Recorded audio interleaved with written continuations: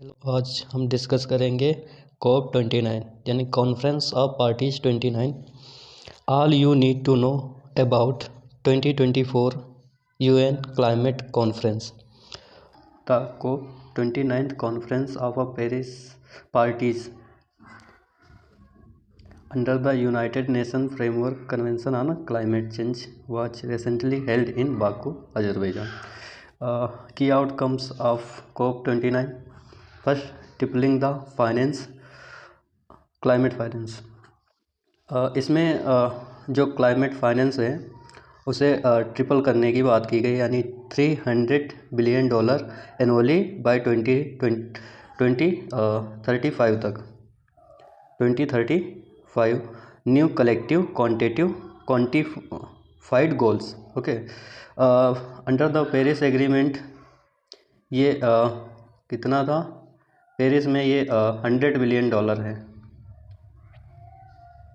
Okay, इसमें tripling की गई है $300 जो कि डेवलपिंग कंट्रीज़ हैं उन्हें फाइनेंस देने की।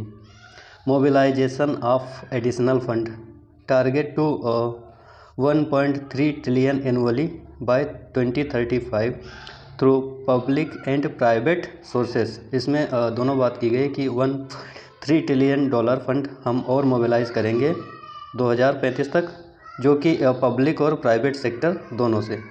Okay, next is under the बाको finance control. Okay, next enhancement transparency framework यानी ETF, enhance transparency framework concluded ETF negotiation require nations to transparently report emission mitigation and adaptation action for accountability। जो country हैं उन्हों को transparently ये दिखाना पड़ेगा कि आपने जो एमिशन है उसमें मिटिगेशन किया है और जो क्लाइमेट चेंज हो रहा है उसको एडाप्टेशन एक्शंस लिए हैं, जो एडाप्टेशन के लिए। ठीक है, नेक्स्ट इसमें बात की गई है support for the national adaptation plans, establishment a comprehensive program to implement NPAs, providing technical and financial assistance to least developed countries for the medium and long term climate adaptation strategies। इसमें ये बात की गई है जो least develop countries हैं उनको financial assistant दिया जाएगा, जिससे कि वो शॉर्ट मीडियम टर्म और long term climate adaptation strategy बना सकें। ठीक है, इसमें एक बाकू एडाप्टेशन रोड मैप की बात की गई है। Launch to enhance climate resilient is like adaptation of climate and adaptive measure to under article 7 of Paris agreement. Paris agreement के लिए मैंने एक सेपरेट वीडियो बनाया है, आप उसमें जाके देख सकते हैं। डिटेल में डिस्कशन मैंने किया है पेरिस एग्रीमेंट का। Okay, carbon market mechanism finalised agreement on article 6 of Paris agreement enabling bilateral carbon trading. Bilateral carbon trading मतलब दो कंट्री के बीच जो कार्बन ट्रेडिंग है उस चीज़ को शुरू करना या इनेबलिंग करना बोलते हैं। And global credit mechanism, global credit mechanism का मतलब है कि जैसे कोई कंट्री जो है अचीवमेंट दिए हुए हैं कार्बन कंट्रोल के या एमिशन कंट्रोल के, उससे ज़्यादा वो अचीव करती है तो वो ट्रेड कर सकते हैं विद अदर कंट्री जो कि वो अपने एमिशन जो टारगेट एमिशन है उसे अचीव नहीं कर पाया है।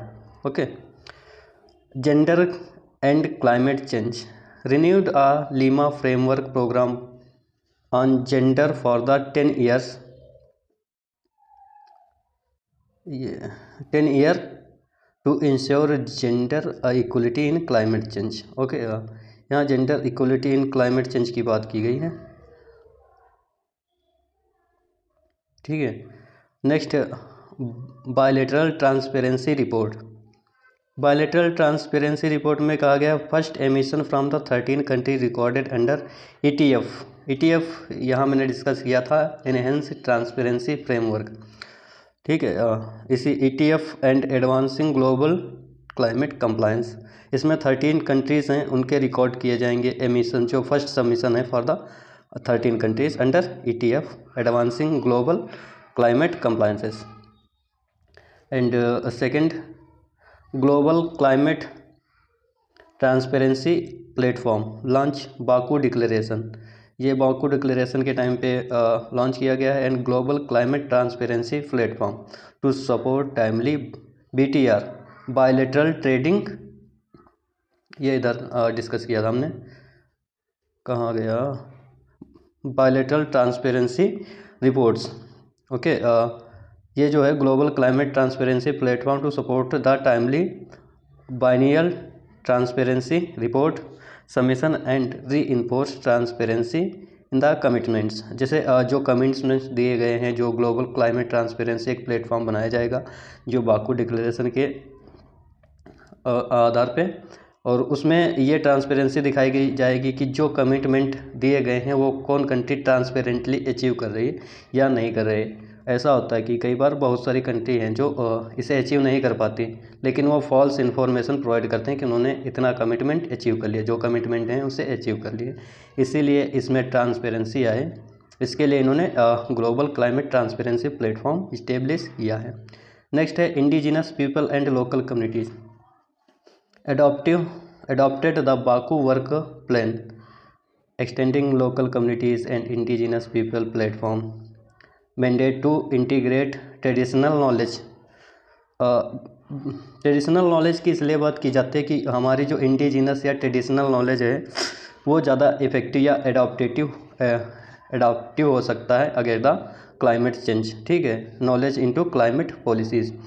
जैसे UN के द्वारा हमारी कुछ एक राजस्थान की ट्राइबल कम्युनिटी को रिकॉग्नाइज़ किया है, जिन्होंने क्लाइमेट चेंज के अगेंस्ट कुछ एडाप्टिव मेजर लिए हैं। उन्होंने इंडिजिनस जो सीड्स हैं फॉर द क्रॉप्स उन्हें उगाना स्टार्ट किया है, और वो ट्रेडिशनल नॉलेज का यूज करते हैं। ओके, थोड़ा चीज़ देखते हैं जो है UNFCCC इस्टेब्लिशमेंट या अदर चीज़। इसका पूरा नाम United Nation framework for the convention on climate change है। ओके, बैकग्राउंड, ये साइन जो हुआ था 1992, एंड ये जब came into force 1994। Okay, next, first COP 1995 में और बर्लिन में हुई थी। थर्ड कोप 1997, जिसके अंतर्गत क्योटो प्रोटोकॉल आया था।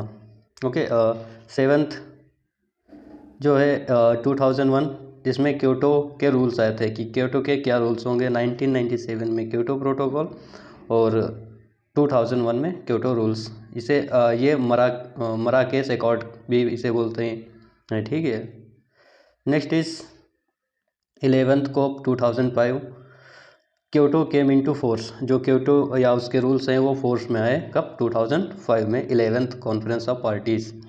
ये मॉन्ट्रियल कनाडा है, मॉन्ट्रियल कनाडा में हुआ था उस समय। ठीक है, 2008 to 2012 first commitment period of Kyoto. जो क्योटो के रूल्स थे उसे first commitment period of Kyoto. And 2013 to 2020 second commitment period of Kyoto. Okay, इसके बाद 2000, ये तो COP 29 2024 है, और 23 वाला जो हुआ था वो हुआ था UAE में, और 22 Sharm el Sheikh Egypt. Okay, 21 that is Glasgow, जो कि ब्रिटेन में। Okay, this is complete video on UNFCCC। I hope this will be helpful for you. Like, subscribe and share.